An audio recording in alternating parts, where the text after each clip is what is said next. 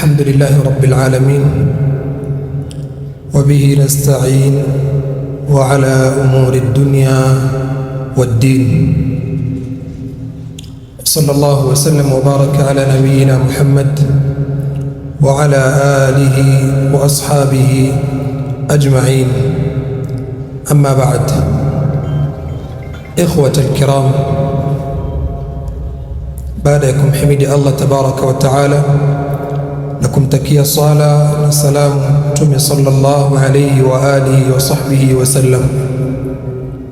Jambo la kwanza, tunahusiana juu ya kumwogopa Allah tabaraka wa taala. Kwa hakika ya kumwogopa Allah subhana ni kufaulu kukubwa kwa hapa duniani na vile vile kesho siku ya akhira. Ikhwata al-iman, dini ya Kiislamu ni dini tukufu sana.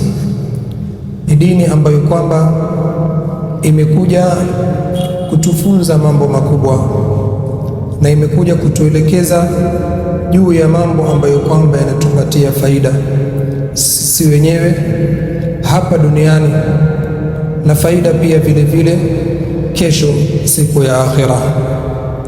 Na katika malengo makubwa ya hii dini adhim ya Kiislamu, imekuja dini ya Kiislamu na maqasid na malengo na makusudio makubwa, maqasidu sharia, ambayo kwamba wanachuoni kupitia Qur'an, kupitia hadithi za Mtume sallallahu alayhi wa alihi wa sahbihi wa sallam, wakaenda kuchambua ya kwamba maqasidu sharia, kwamba sheria dini ya Kiislamu imekuja kwa ajili ya kuhifadhi vitu vitano vikubwa.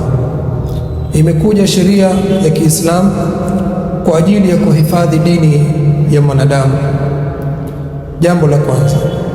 Jambo la pili, sheria ya Kiislamu imekuja kwa ajili ya kuhifadhi heshima, vyeo vya watu tofauti tofauti kwa ngazi tofauti tofauti, na ndio ikaja hii sheria ya Kiislamu ili heshima ziweze kubakia, ili watu waweze kubakishwa na ile heshima ambayo kwamba wako nayo.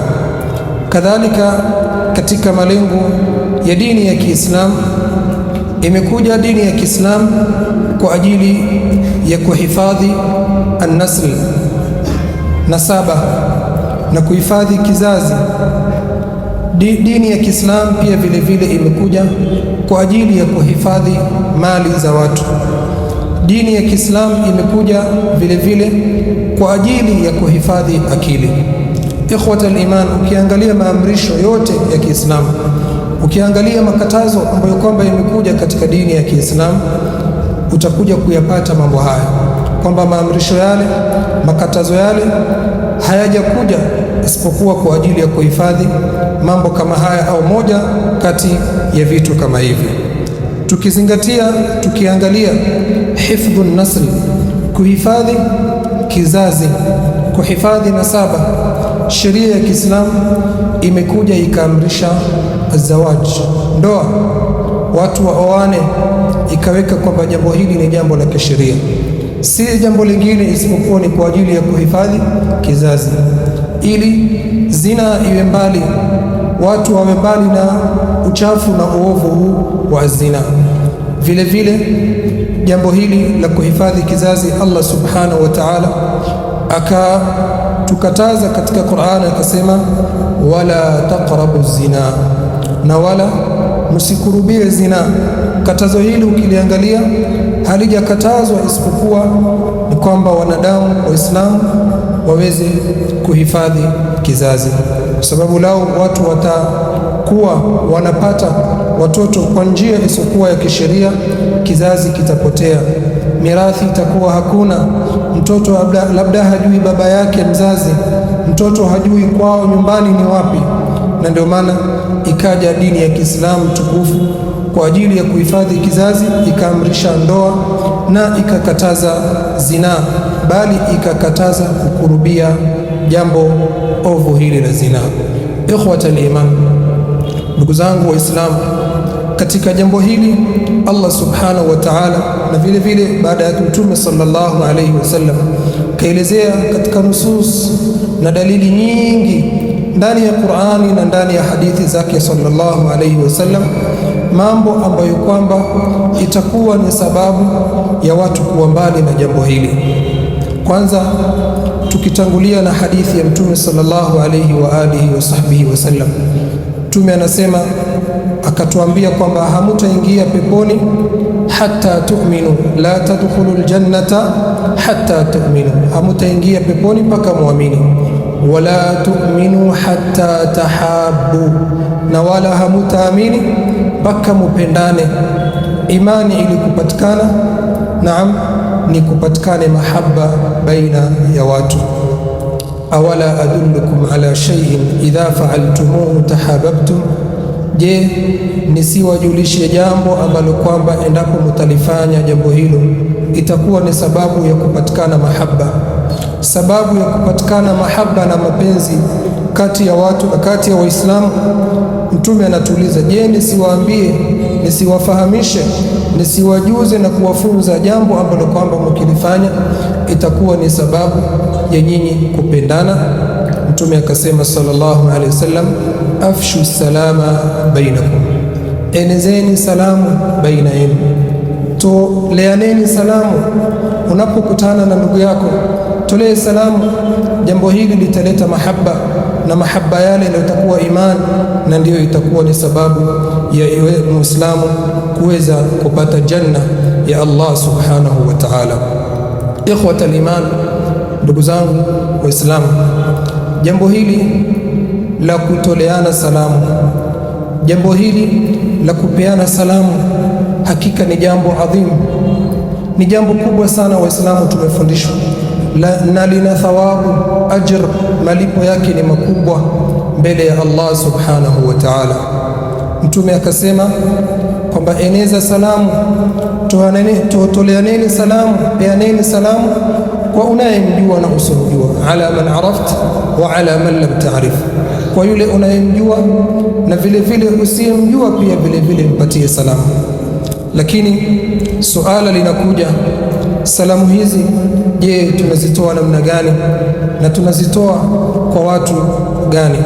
Mtume sallallahu alaihi wasallam katika kuelezea adabu na ahkamu za salamu ni Waislamu kupeana mikono wanapokuwa wanasalimiana, na hili jambo la kutoleana salamu lina fadhila yake.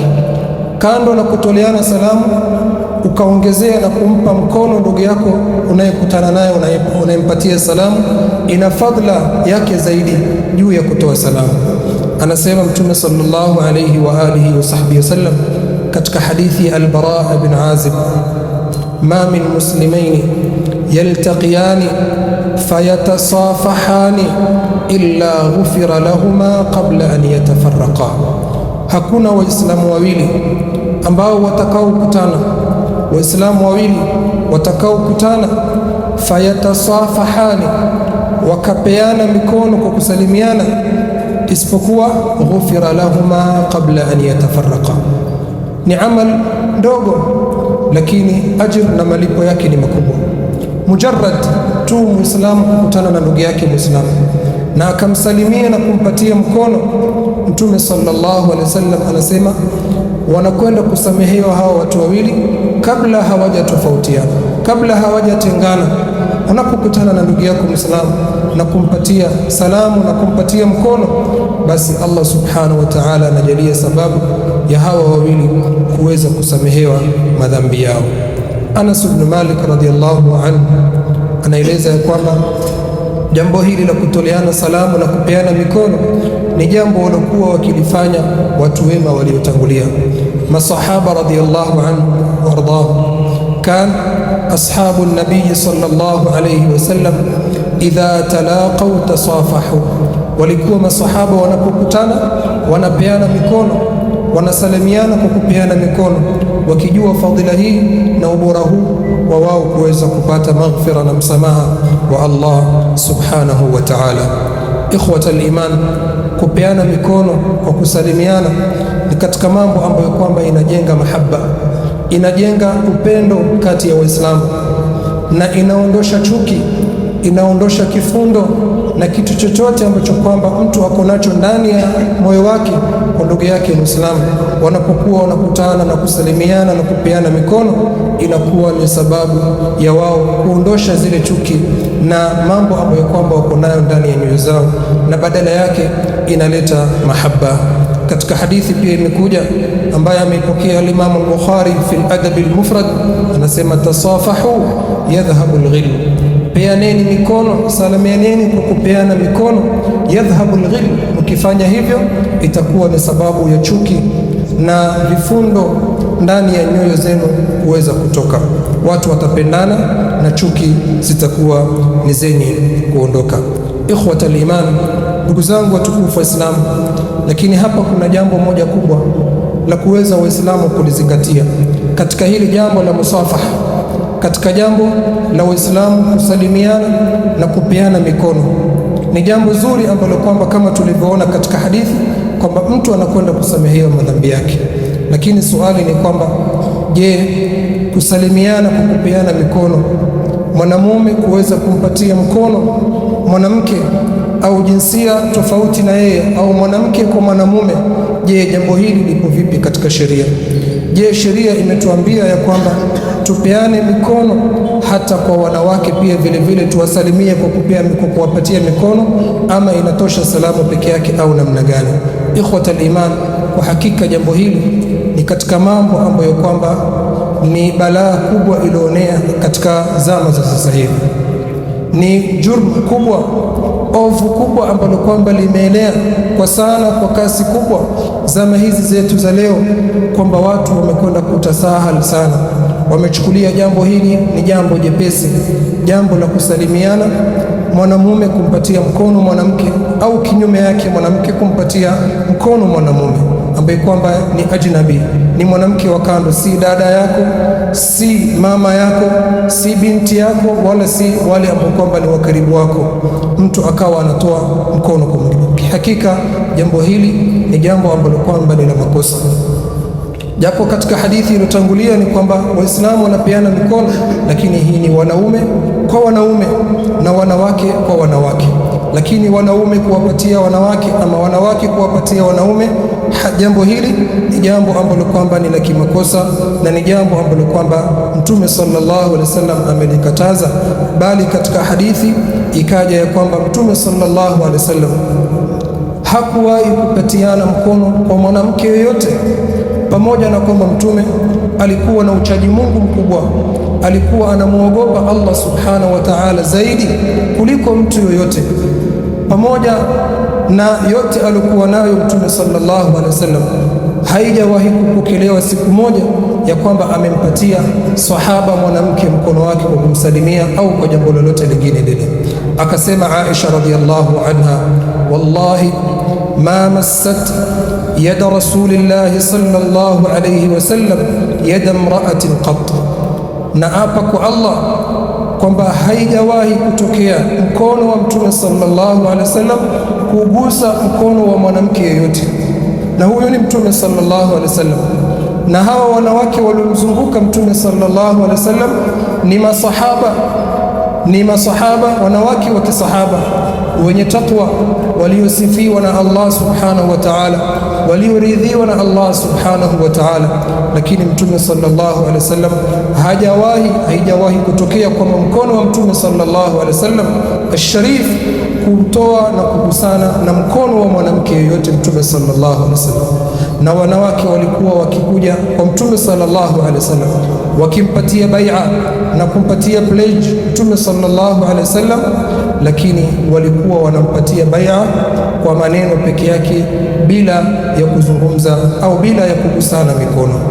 Wa hakadha, katika hadithi nyingine Mtume sallallahu alaihi wasallam akatoa makemeo makali kwamba mtu kugongwa na chuma katika mwili wake ni bora kwake yeye kuliko mkono wake kugusa mkono wa mwanamke. Hakika jambo hili ndugu zangu Waislamu ni jambo la hatari sana, na ni jambo ambalo kwamba linapelekea watu kuweza kufika katika daraja nyingine iliyokuwa mbaya, kama aya tulizozitangulia. na kama maqasidu sharia tuliyotangulia kutaja kwamba sheria imekuja kwa ajili ya kuhifadhi an-nasl, kuhifadhi kizazi, na ikaweka mipaka mingi ili mtu asifikie katika jambo ya yeye kuweza kuharibu kizazi. Allah subhanahu wa ta'ala akatukataza tusikurubie zina, na miongoni mwa mambo kama yale ambayo kwamba Muislamu anakurubia zina ni kugusa mkono wa mwanamke wakati wa kumsalimia.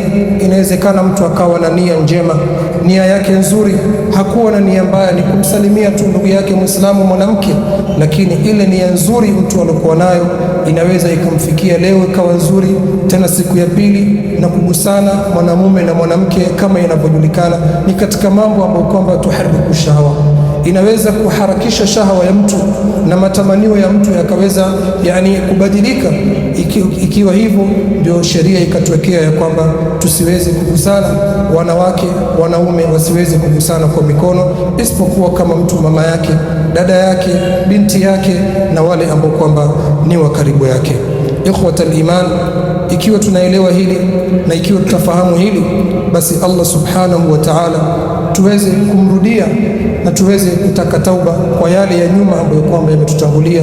Ikiwa tunakuwa tukifanya yale ambayo kwamba yamekatazwa katika sheria, basi tuweze kukomeka, tuweze kuwa mbali na mambo yale, na ikiwa hatufanyi, tumuombe Allah subhanahu wa ta'ala azidi kututhibitisha na kuwa mbali na kila ambalo kwamba amelikataza. Tumuombe Allah subhanahu atujalie katika wale wenye kusikia na kufata. Innahu waliyu dhalika.